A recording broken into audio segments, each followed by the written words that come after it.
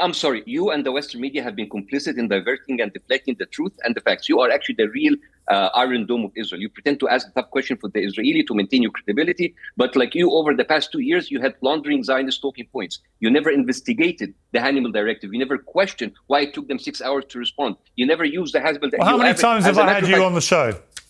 No. Well, how many times? Don't throw. How many times have you been on? It doesn't matter. No. It's not about. You say I never It's question about these you. things. I've platformed you multiple times, and you have talked about this every time, right? So you have been doing that on my show. Literally, you have been doing that on my show.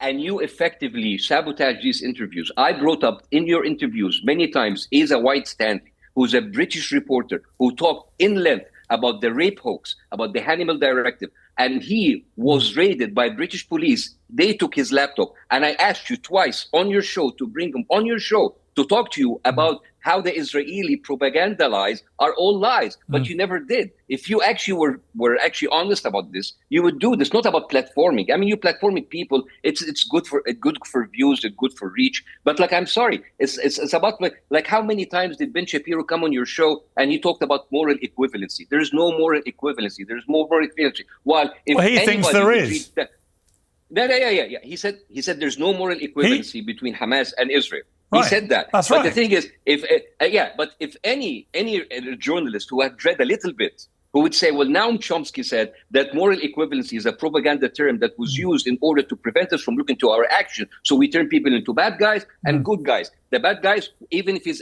occupied, he deserves to be killed. The good guys, even if they nuke them, it's okay because it's the good guys. You see, this is how you do the conversation. It's not about platforming. You think Ben Shapiro, listen, Bاسم, you think Ben Shapiro is very partisan to the Israeli position? I wouldn't disagree. I don't think he would disagree. But many people think you are very partisan the other way, and that your hatred of all things Israel leads you to say things. Well, leads you. Hang on.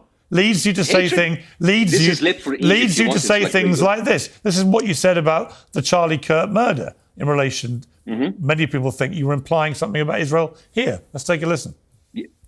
Charlie Kirk is an obvious hit job. What happened there? But will we get the answer? No. They will stick it to whatever and then use it.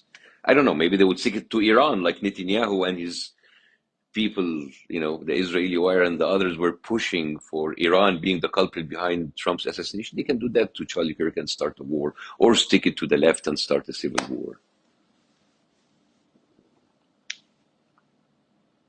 There is anger, and there were people who would use this anger.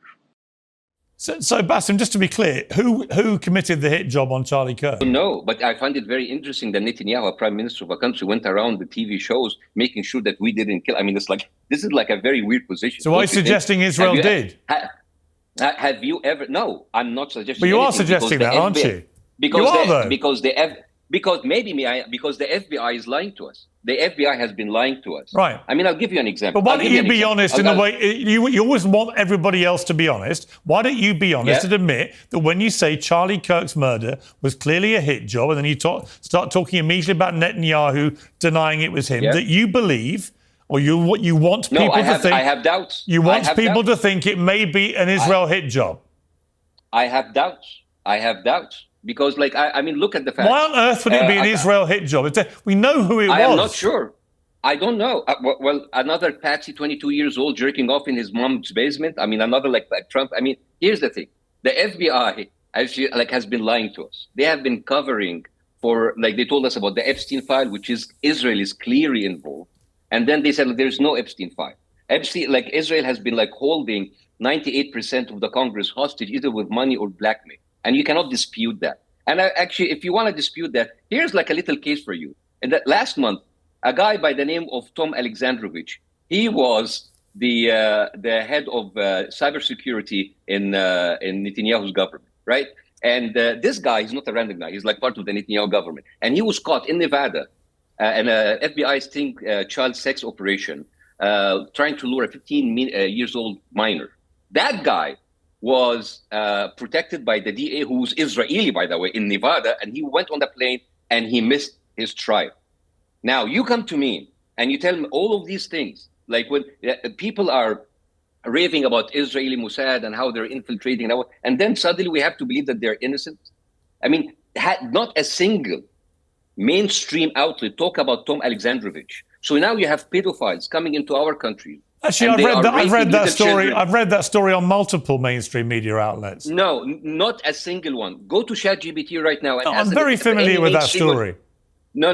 Yeah, you have seen them on Young Turks. You have seen them on Breaking Points. You have seen them on those independent media outlets. You have seen them on podcasts. I've read it on The Guardian.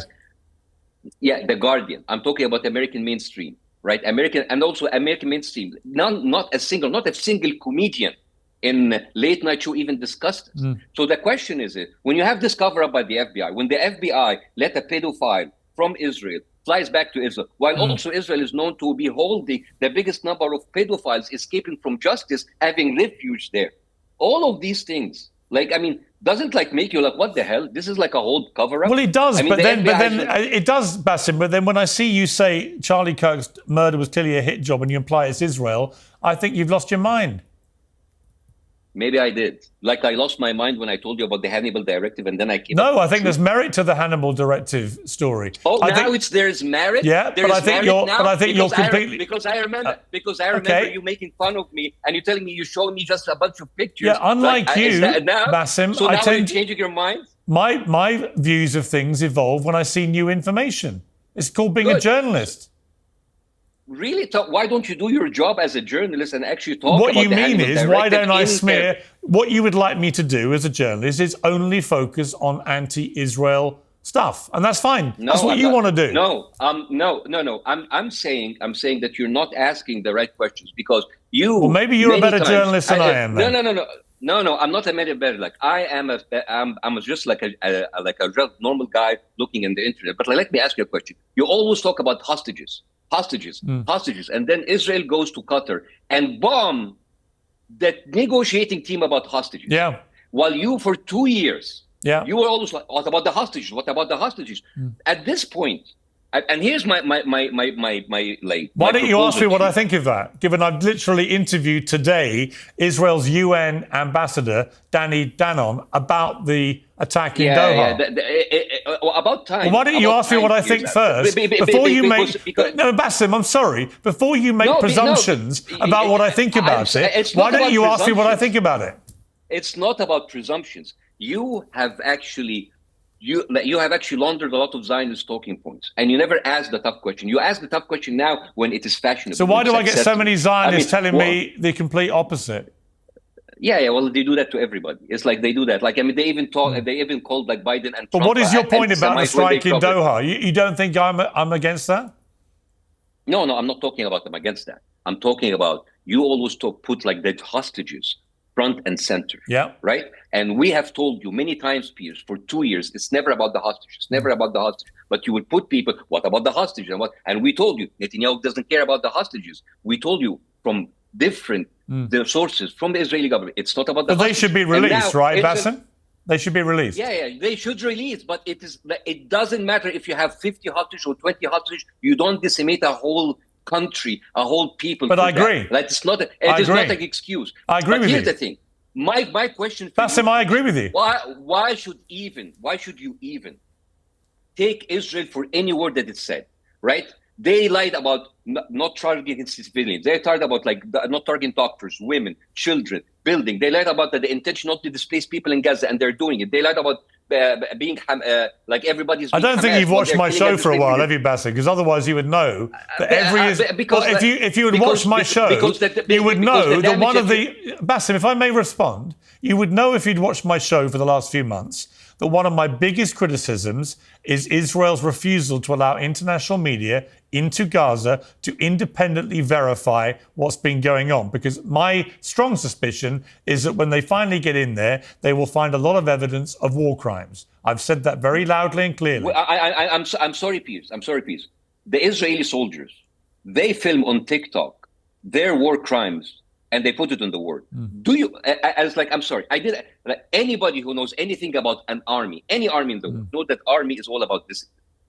Those people are not going around with their mobile phone shooting this and putting out unless the army is letting them. Because I don't think the British army or the French army or the Egyptian army or the American army will allow their soldiers shooting this and putting there unless there is some sort of unwritten rules like, show them what we can do. This is not just like a bunch of... But I've called that stuff out, as you know, or maybe you don't know. Yeah, I said it's totally wrong.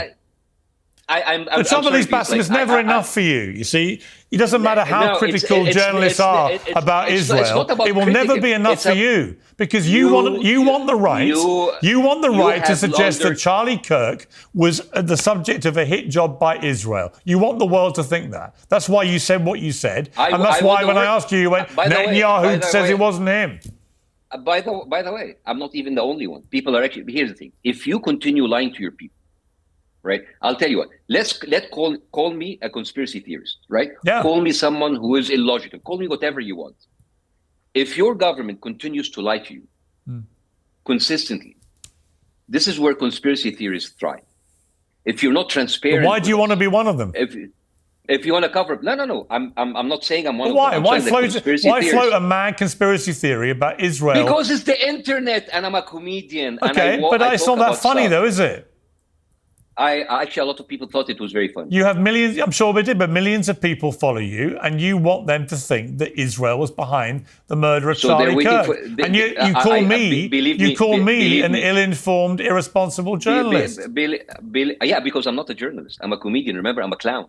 I don't think you're a clown. That's what I do. Oh, I'm a clown. Actually, I'm a comedian. Comedians are actually overpaid. But I think clowns. You're somebody who is so blindly hateful of all things Israel that you'll even promote a conspiracy theory, which is obvious nonsense, that they have something to do with Charlie Kirk's murder. I'm not blindly hateful of Israel. I'm actually eyes wide open hateful of Israel. Sure. But unfortunately, what it's done is driven you to promote conspiracy theories about their potential involvement in Charlie Kirk's murder. I just released a video today, and I told them, you need to give us better lies. I didn't even mention that Israel. I said, like, this is a hit job. It was a hit job. Whether it was like a... You inferred it was Israel, and when I asked you about it, you went on a little rant about Netanyahu. Everyone can see it for what it is. No. Okay. So call me a conspiracy theorist. No, I think you're doing it quite deliberately because you hate Israel so much. You want to associate it with every bad thing that's going on in the world. Whereas I prefer to be a bit more nuanced about it. Let me ask you before we finish about the Elon Musk intervention in the UK protests at the weekend, the Unite the Kingdom rally organised by Tommy Robinson. What was your view of that? Actually, there was a scene that I found it very interesting. I felt like the Maori, which is the indigenous people of New Zealand, they were doing like a traditional dance, like a haka dance, and they were like tearing off the Palestinian flag, which I found it it's like an oxymoron, like indigenous people tearing off Palestine. Well, let's talk about Tommy Robinson. This guy has been in Israel many times, and he has like IDF shirts and Mossad shirts all over. Should we actually call that a conspiracy theory, that he's not like actually like someone who's been pushing a certain agenda, or is that also? No, he's obviously been pushing a certain agenda. He's very pro-Israel, obviously.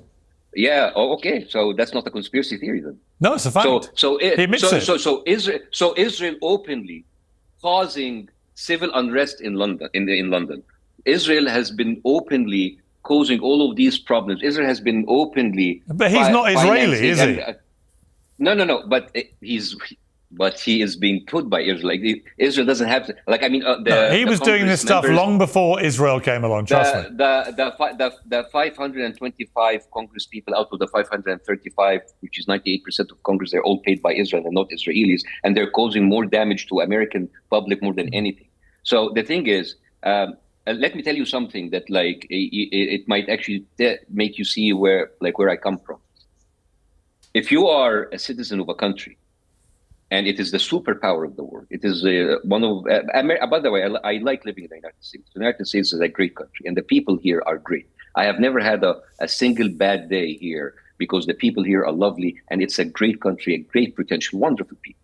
But when you see that all of your politicians, all of your representatives are openly financed by a rogue country that is indicted in the ICC and ICJ. And just last year we sent them $30 billion, and we sent them billions and billions of dollars, and we see all of our infrastructure is falling. You will also hate that country.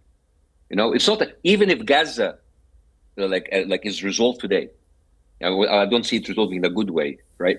Even that still stands.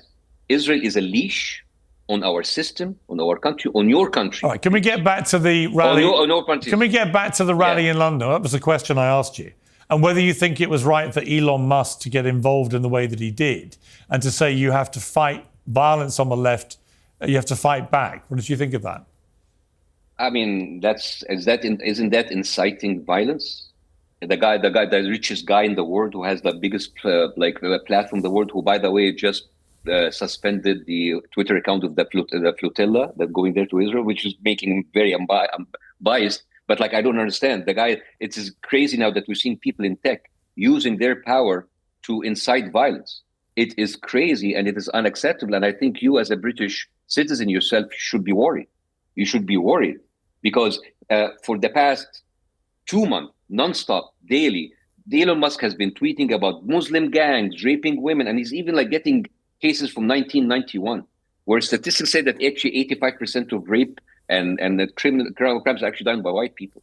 So I don't understand. Is that helpful? Is that healthy to England? Well, what was not healthy was a massive cover-up going on with the almost exclusively British Pakistani gangs who were grooming and raping many young girls, including underage girls, for many years, and it was deliberately covered up to avoid creating any racial tension. And then subsequent governments single-handedly failed to deal with this and made it worse. So yeah, that was a real scandal, and Robinson was very vocal about it, and it played into his hands as an example of the establishment working to cover up the sexual abuse of young girls. Yes, the cover-up of sex and abuse of young girls and men should not go away, like Tom Alexandrovich, who actually escaped. That's another cover-up. I mean, presumably you would condemn those British. You would condemn those British. You would condemn, I presume, those British Pakistani men for what they did to those girls, right? And I would condemn the governments who covered up for them. Okay, and good. I would actually ask them to be brought to trial. Yeah, I agree. The same way that everybody in the FBI should be brought to trial for covering up Epstein files and Tom Alexandrovich. Mm-hmm. Okay. I don't disagree. Good. Let's end on a note of agreement. Good to have you back on Uncensored, Bاسم. Thank you very much.